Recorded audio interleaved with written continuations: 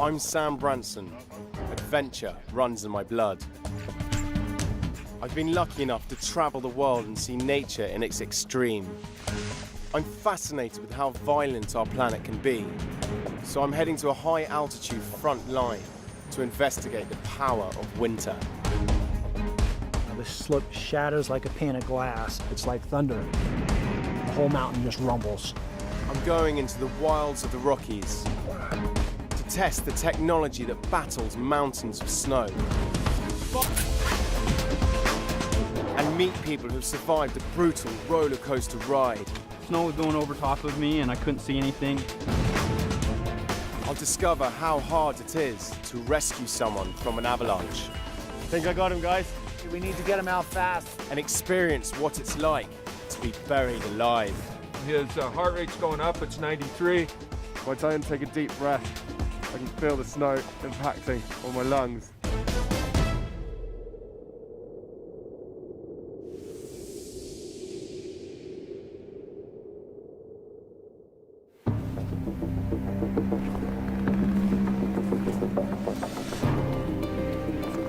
Winter in the Rocky Mountains of Utah, USA. Massive dumps of snow are nothing unusual here. Snow like this, though, can cause chaos. Recently, it seems like our winters are getting more intense. We've all seen how cities and airports around Europe and the US have been brought to a standstill from only a few hours of snow. Cities like New York, London and Chicago have been experiencing savage snowstorms over the last couple of years. On February the 1st, 2011, Chicago received an amazing 20 inches of snow in less than 24 hours. And on that same day, more than 50% of the landmass of the United States was blanketed white. Thousands of flights were cancelled, hundreds of schools closed, and countless cars abandoned. Now, just imagine if we had to deal with snow like this every winter.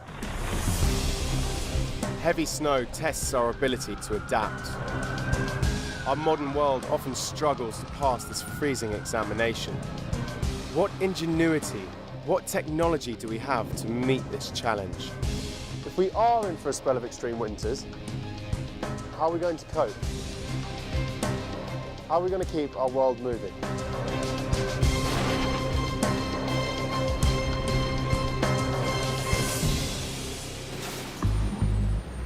London Heathrow, December the 18th, 2010.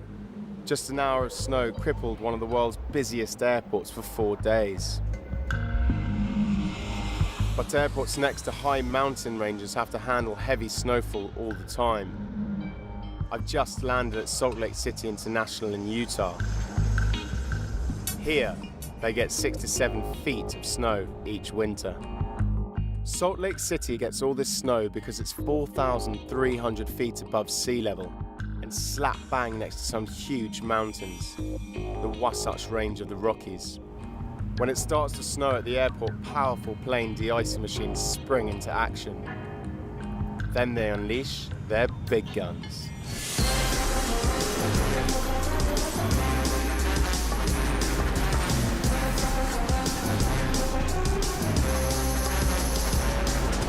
These 60-foot-long machines are the latest in snow technology. Each plough with its broom and blower can clear 500 tons of snow per hour. $24 million of specialized equipment to battle the elements. I've joined lead snowplow driver Harvey Murphy. Is there a lot of pressure on you guys to make sure the runways are clear? You know, absolutely, that's our job, that's what we're here for, that's what we're getting paid for. When planes are stacking up in the sky, waiting for a runway to be cleared of snow, all eyes are on these plow drivers. It's a big responsibility in trying to get it open. You know, they're up there, they want to get down. A lot of them only have so much fuel, they don't want to divert. When you have a heavy snow, it's like everything hits you at once. It's a constant battle, really, isn't it? It is constantly. And it's never really the same battle. Every storm is different. You know, all the conditions vary from storm to storm, so you have to be able to adapt and change and be able to move with the storm.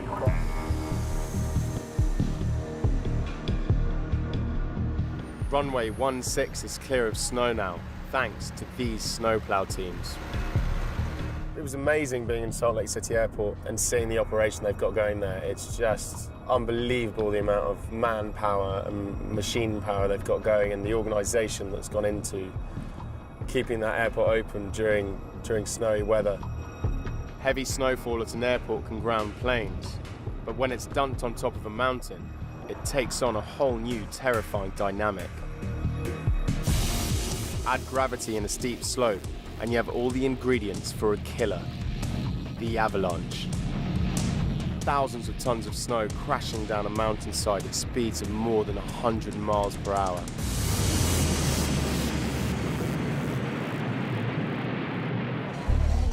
Every year, avalanches kill and injure hundreds of people around the world, and the numbers are rising.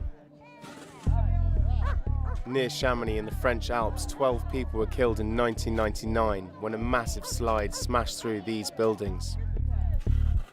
In February 2010, 166 people were killed by a devastating avalanche that struck the Salang Pass of Afghanistan. And in the United States, avalanches now kill 5 times as many people as they did 40 years ago. How does man contend with this lethal form of snow? I want to learn more and ultimately test myself against this deadly force of nature.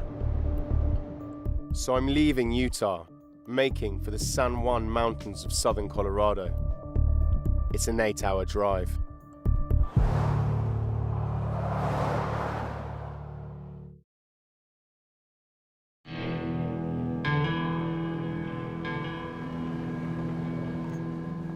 Early next morning, I've arrived.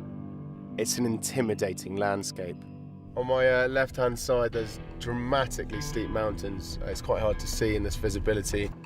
And to my right, there's stomach-churningly steep drops, and it sort of brings home to you how dangerous this road actually is. It's said to be the most dangerous road for avalanches in the whole of North America. This is the fearsome Highway 550 in Colorado. It goes right through Silverton, one of the highest towns in the United States. Here, they know all about the dangers of snow. Silverton's residents live at an altitude of 9,300 feet. Threatening avalanche chutes loom above the rooftops. I'm going to see how they keep this road open through some of the toughest winters the Rockies can create. Nature claims a high price for living and working in these mountains. Here's 3 plough drivers who lost their lives working here, and next to them a family of 3 who got swept off the road on Red Mountain Pass. This is Red Mountain Pass, the most frightening stretch of all on Highway 550. It's where I'm headed next. Silverton, southern outpost of the Colorado Department of Transport. Snowplows and snowblowers are starting another demanding shift. You need some big machines to deal with the elements here. I'm joining experienced plow driver Paul Wilson. We're heading up towards Red Mountain Pass on Highway 550, a road rife with avalanches. Nice to meet you. My pleasure. Thanks for taking me out today. Ain't not a problem. This should be fun. Oh yeah. As we gain altitude, the snow starts to pick up. Wow, it's getting heavy. Intensifying a little bit up here. Paul's taking me to a section of road where you pass an avalanche chute every 10 seconds. Not sure that getting out here is the wisest move. If you look down in this area down here, it's what we call the Brooklyn avalanche area, and there are 13 Brooklyn slides, and then we have the ditch, the double ditch, and the SOB here. And then up here. In fact, there are more than 20 places an avalanche can hit you in this 1-mile stretch. But just as dangerous are the blizzards, which once almost cost Paul his life. Snowflakes are huge, and you couldn't see it all. And I was feeling my way up with the wing on the ridge, and all of a sudden the ridge was gone.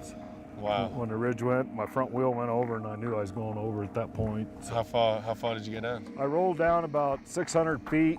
600 feet? Yeah. So I crawled out of the truck and started climbing back up the bank to the road. I had a severe cut on my arm here, and so that made it even harder to try to climb up the bank Wow. and hold this artery at the same time. I love how relaxed you are about it all. Men like Paul are often modest about their bravery. I've got to ask this, how big are your balls? They're huge. Yeah.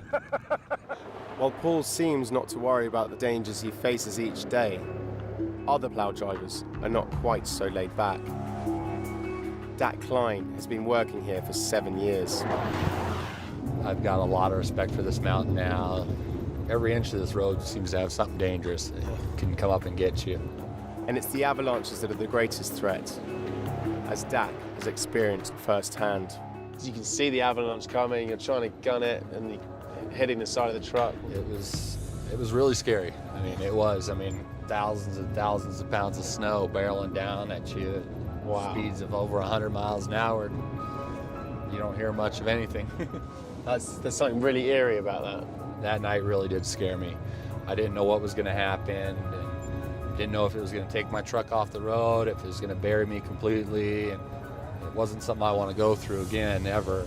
Dak knows he was lucky that night.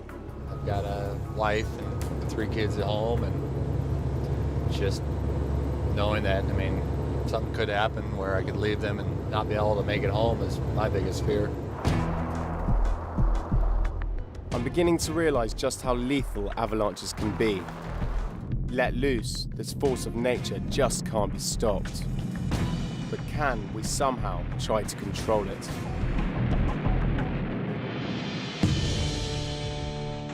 A 1,000 miles northwest of Colorado lie the Cascades, a mountain range right on the border of Canada. In the high alpine forests is a place called Stevens Pass.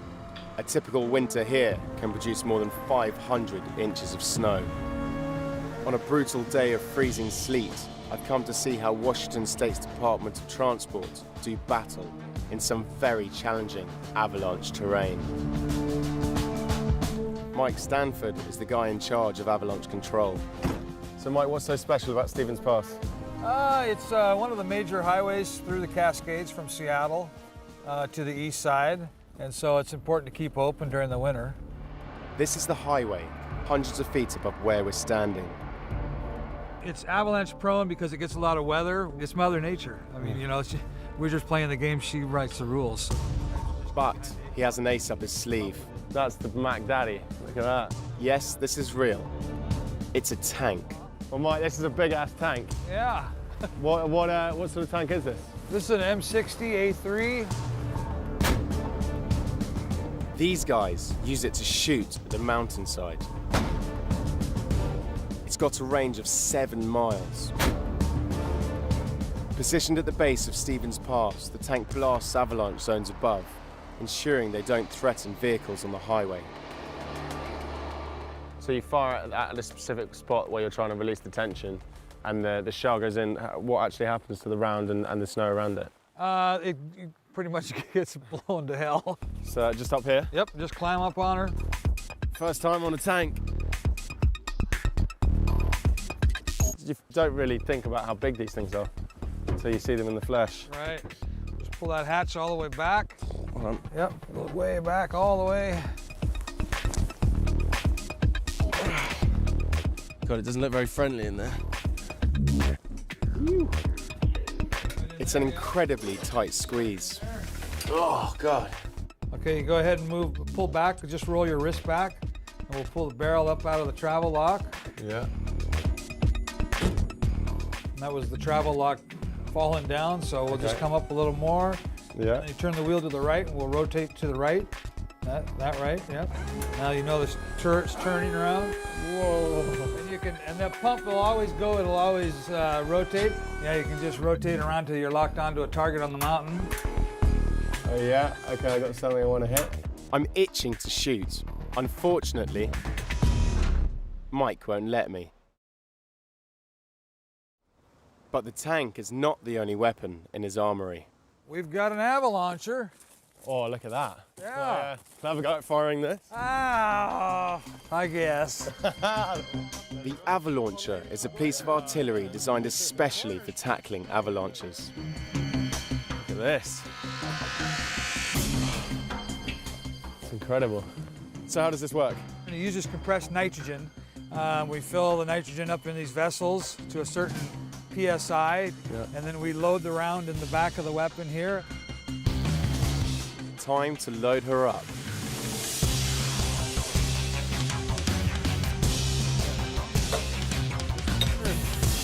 And what we'll do is we'll put about 160, 170 pounds in there. It's really boys with their toys, isn't it? Yeah, it really is. So right now this thing's armed and dangerous. Yep, armed and dangerous, exactly.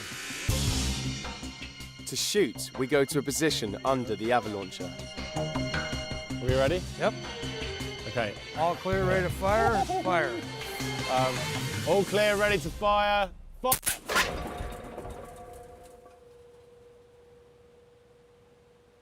Oh, wow. That is seriously loud. Okay, that was a good shot. That was fun. That sound is amazing. Yeah, Let's do another lot one. of rock, so it echoes a lot. Another one? Yeah, you bet. Let's do it. A quick reload. Some careful resighting. Shall we aim it for that rock climber up Yeah, there you go. And checking to make sure we don't hit the overhead power lines. The Avalauncher is primed and ready for another shot. All clear, ready to fire. Fire! That was amazing. Good shot. Brilliant fun firing the Avalauncher. But now, I want to see this weapon actually bring down an avalanche. Ready to fire! Fire!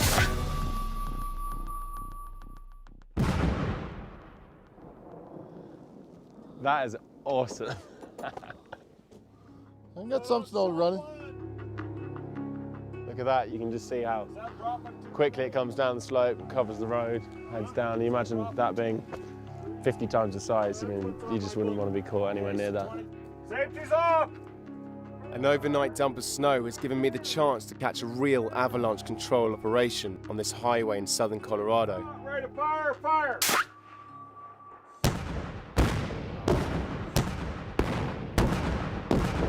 Wow! Now that was a display of firepower. With all the avalanche slopes cleared of danger, the Colorado Department of Transport get busy removing the snow that's blocking the road.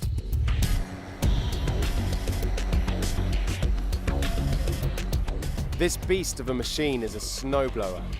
It can blast away thousands of tons of snow per hour.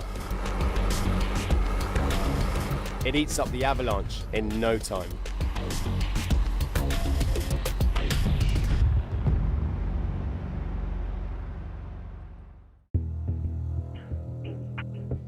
Keeping a state highway safe from avalanches is one thing. Protecting people once they leave the mountain roads is another. Dawn at Alta in Utah. Before the skiers hit the slopes at this high-altitude resort, the very latest in avalanche control technology is going into action. This weird-looking contraption carried by a helicopter is called a Daisy Bell. It's designed especially for inaccessible mountain peaks. As the chopper hovers over the target area, the Daisy Bell creates a high-powered blast of air, exploding a mixture of hydrogen and oxygen inside the bell. This shockwave clears the mountain slope of avalanche snow. The explosion's just gone off and you can see the avalanche starting to form, just going down the mountainside right now. It's amazing. The Daisy Bell's work is finished, and Alta's slopes are soon packed with skiers. When you leave the boundaries of controlled slopes, though, the avalanche danger is much greater. Go out into the backcountry unprepared, and you're risking life and limb.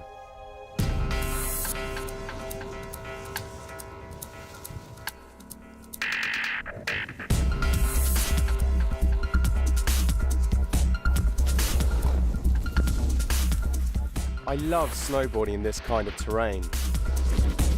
But it's clear I need to know a lot more about when and where an avalanche may strike. Especially as I'm going to be putting myself in harm's way. I'm at the Utah Avalanche Forecast Center. It's a bit like mission control. How you doing? Bruce, nice to see you. How are you? Very good, to see thank you. Yeah.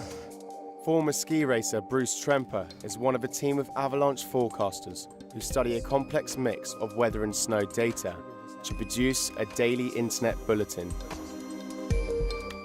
His forecasts cover the backcountry, the thousands of miles of potentially dangerous terrain outside the controlled ski areas.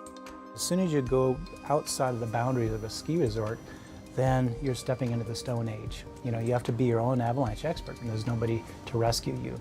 So that's where we come in. We tell people exactly what kind of avalanches they're going to find, how to recognize them, how to behave around them. Avalanche forecasters look for weak layers of snow on a mountain slope.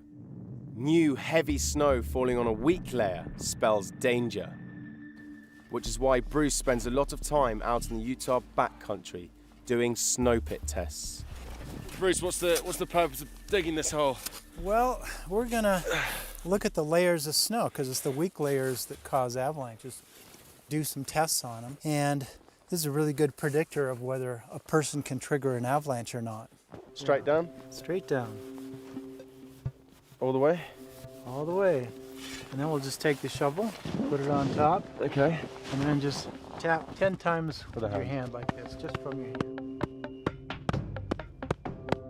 Seems And then pretty stable. let it drop from your elbow. And you see, it's starting to mush out right here.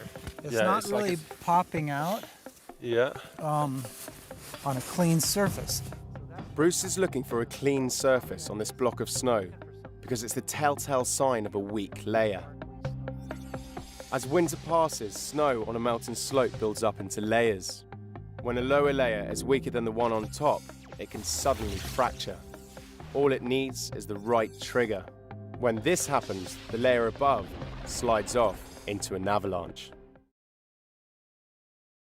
So an avalanche is going to occur on some weak layer in here. We don't know which one it is, but this determines which one is the weakest and then how much force you have to add to make it fracture. Bruce is like a snow guru. There's so much I can learn from him.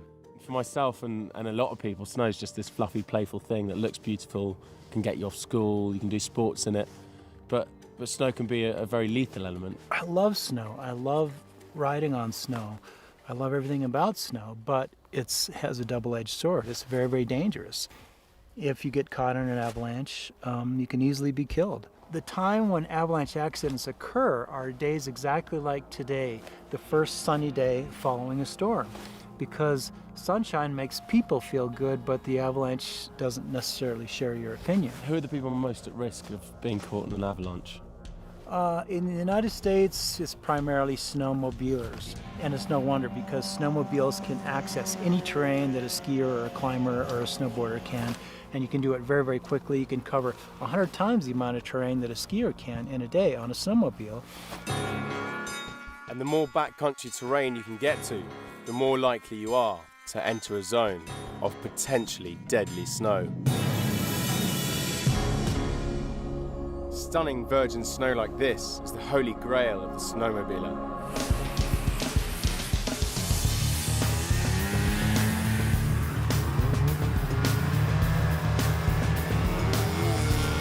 I've joined some experienced snowmobilers for the day.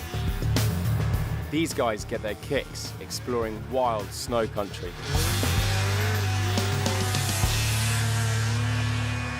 Guys, the ride up here was incredible, and not only is it beautiful up here, it's a lot of fun. Why do you snowmobile? I just love coming up here for the camaraderie, the getting outdoors. I mean, you get the fresh air. You're at 10,000 feet. It just doesn't get any better. I mean, this is fantastic. January 2008. Arnie and his friends Dallas and Jeremy were part of a group snowmobiling near this pristine hill of snow. I saw that there was no tracks on the hill, so I decided, yeah, why not?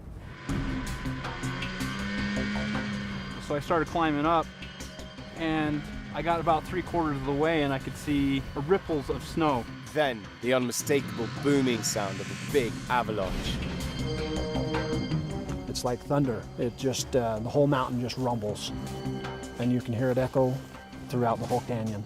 And when I saw that, I knew that I needed to try to outrun it. In seconds, the avalanche had grown 8 feet high and more than 1,000 feet wide, accelerating with frightening speed right at Jeremy. But it was just going so fast that it caught him. It was like a surfer on an ocean surfing. The wave just came over the top of him and just engulfed him. His accelerator was floored, 80 miles per hour, but the avalanche was faster. Snow was going over top of me and I couldn't see anything, and I think I hit a big chunk of snow and it threw me off and I just slid down the hill on my back. Your friend's there 1 minute, and then the next minute you look around and he's just gone. I mean, it's like just vanished. The moment he's caught in the avalanche and you realise your friend's, under, what was going through your heads? You know you're his only chance that he has to survive. I mean, you can't go for help and have anyone to get here in time. We're it. Crucially, they were ready for this kind of emergency. Jeremy was wearing an avalanche beacon. We turned our beacons on to receive his signal. We all formed a line and we just scoured the terrain. Within 10 minutes, Dallas's beacon had locked on to Jeremy's signal. He should be right here. Let's get the probe out. Although still conscious, Jeremy was completely buried under 4 feet of snow. And I tried to move, but there was no point. The only thing I could move was the toes of my boots. A few minutes more and they'd pinpointed Jeremy's body with probes. You hit him, right there. They dug furiously to get Jeremy out. Even if he had survived the trauma of the slide, he could last perhaps 15 minutes before he'd die of asphyxiation. Entombed by the avalanche, more than a ton of compacted snow had set fast around him. I could feel the snow push down on my chest and I couldn't breathe deep again. I had to take just light breaths after that because the snow was just packing me in there. He was fading fast. Finally, Dallas reached Jeremy's head. Jeremy! Jeremy! Jeremy! Gotta get the snow out. Jeremy's condition was critical. Well, he was not breathing. His face was gray. He was basically lifeless. After several minutes of CPR, Jeremy literally came back from the dead. His friend's swift actions had saved him. I owe him my life. If I wasn't here with them and just came up here by myself, nobody would have found me. After that experience, what have you guys learnt about the power of snow? Be prepared. Have the right equipment. Make sure you're wearing your beacon. Have probes, shovels. Know how to use them. Make sure you know how to use them, don't just have them. This snowmobiler's story rams home to me the dangers of the backcountry.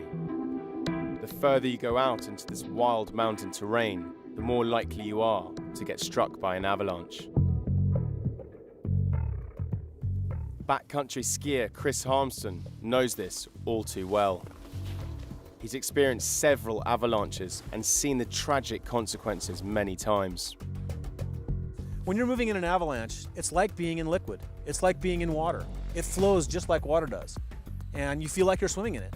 But then once it stops, you're in cement. It sets up immediately and you can't move.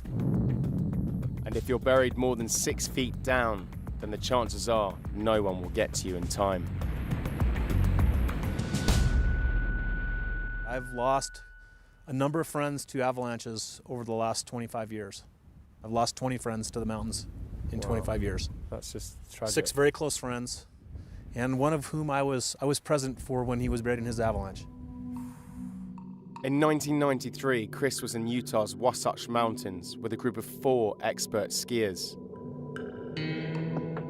They entered a steep chute high on the mountainside. Third down was his friend, Roman Lata. And I was right on the top, watching right straight down as he went down that slope. The snow fractured on both sides, and I just watched both of those leaves of snow just fold right in on top of it. An avalanche had swallowed him in an instant. Roman was buried very, very deep. He was 2 meters below the surface, long, long ways down. We stripped off all our gear, grabbed our shovels, and we started digging. And all 4 of us were digging as hard as we possibly could. When they found him, his heart had stopped and he was rushed to hospital. He survived for 3 more days in the hospital when they disconnected life support because his brain activity was gone basically, and he was brain dead at that point. It was a very, very traumatic experience for me. I really learned a lot. Very, very saddened by that event, and it's happened. Hearing that story, people ski all the time and get caught in these situations, and your day can turn from the best day ever to your worst nightmare in a split second. And I hope I never find myself in that situation. Sorry that you have, but I don't really know what to say.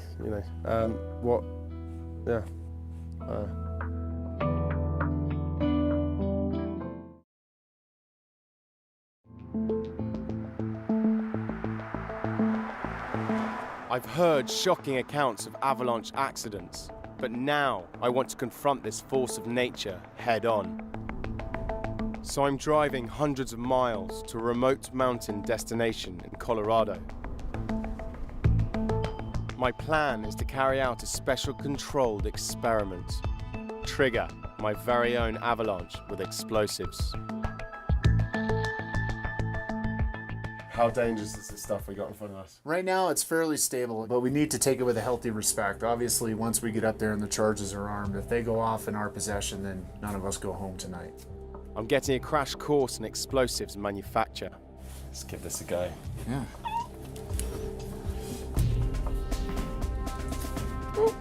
Don't want to drop that. Yep. No oops and explosives. That's a hefty amount of explosives. This will be about a 45-pound shot altogether. Wow. So, yeah. And what could that take out? Probably a small building, easily. With 2 sets of explosives prepared, we load up the Snowcat. And I get the chance to drive. Yep. Okay. Go ahead, turn her on. Ready? Just about. We're heading way out into the backcountry to a place where Chris and his team carry out avalanche-controlled training operations. A stunning location. We're at nearly 13,000 feet.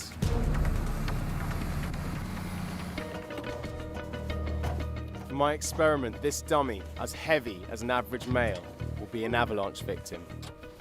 We're dragging him to a position on the slope that will maximize his chances of being buried. My test will be to rescue him as fast as possible, as in a real life or death situation.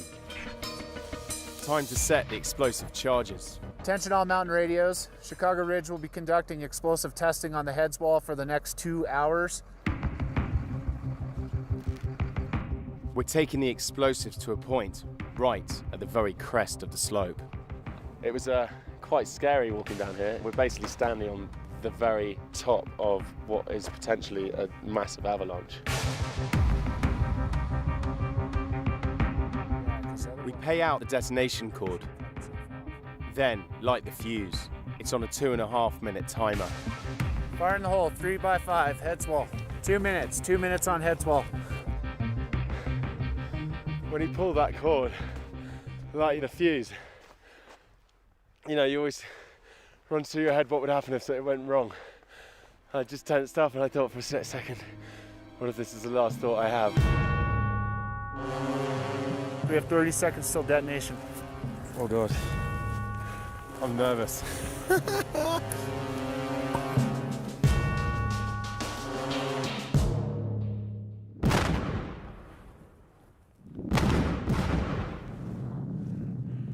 Avalanche, there she goes.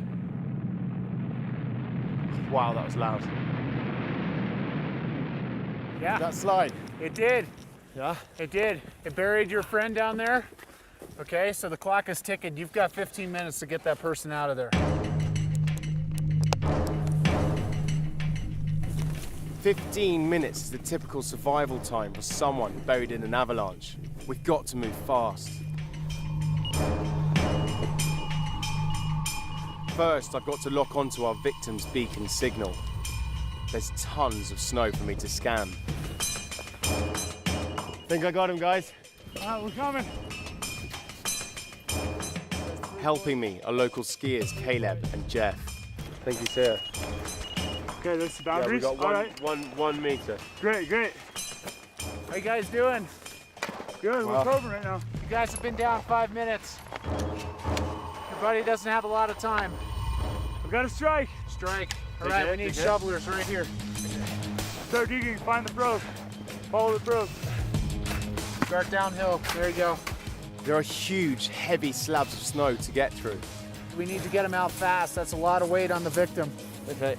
That extra weight effectively cuts off 15 minutes down to just 10. Not much time to get to the victim's head. He's inverted. Clear his head. Clear his head. Get his face out of the snow. Nope, dig out around his head. Dig out around his head. Get an airway for him. We're gonna have to get him out of the snow rapidly. With less than a minute to go, we finally get our victim free. Excellent. Rescued in the nick of time. From the get-go, from the moment I set off to try and get my friend out of the snow, just the adrenaline is just flowing through your body. These things look light, but I can't explain to you how heavy these things are. I mean, there's hundreds of things going on at the same time. And in a real life situation, having your friend's life on the line it would be the most traumatic experience ever, and I hope it's one I never have to go through. Rescuing someone from an avalanche is incredibly tough. But what's it actually like to be caught in one? It's just terrifying. You know, the slope shatters like a pane of glass and it feels like somebody pulls a rug out from underneath you, and then you're tumbling down the slope and snow goes everywhere, down your underwear, under your eyelids, your hat gets ripped off, your mittens get ripped off, and you're bouncing off of trees and rocks on the way down. You can't tell which way is up. And then when it finally comes to a stop, you're just encased in concrete.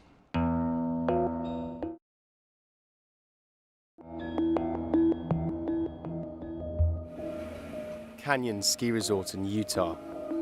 This is where I'm going to test myself to the limit against the lethal power of winter. I'm going to be buried in snow that will replicate real avalanche conditions.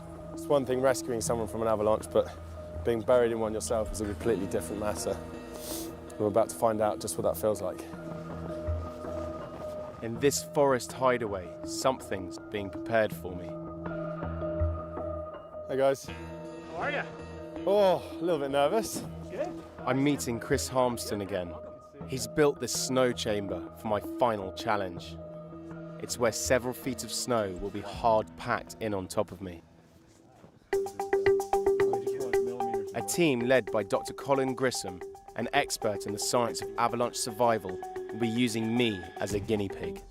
If you're buried in an avalanche, essentially statistics show you have 15 minutes to get out. But I'll be using this clever piece of avalanche survival technology, the Avalon breathing apparatus. The Avalon buys you a lot more time, 2 or 3, 4 times that much time, depending on the conditions. While I'm under the snow, the doctors will be constantly checking my heart rate, skin temperature, and the levels of oxygen and carbon dioxide in my body. The only reason why you need this much medical kit is if there's something dangerous going on. So, yeah, it's sort of bringing home to me the reality of what we're about to do. Okay, piece. Wired up, I put my Avalon backpack on. Moment of truth, into the snow chamber. Okay, just go ahead and have a seat right there on that chair. A small camera and light sunk into the snow will enable everyone to watch me. Chris makes his final adjustments. Okay. Okay, can you hear me? Copy that. We have readings. We're good to go with everything. Okay. Radio's on so I can talk to the doctors. And in case I freak out from claustrophobia and they need to get me out quick. As long as it's about in that area. Then the shovels get to work.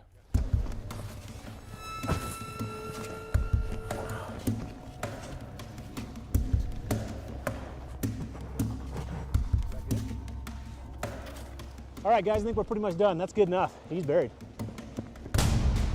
All I can move are my toes. How long can I last down here?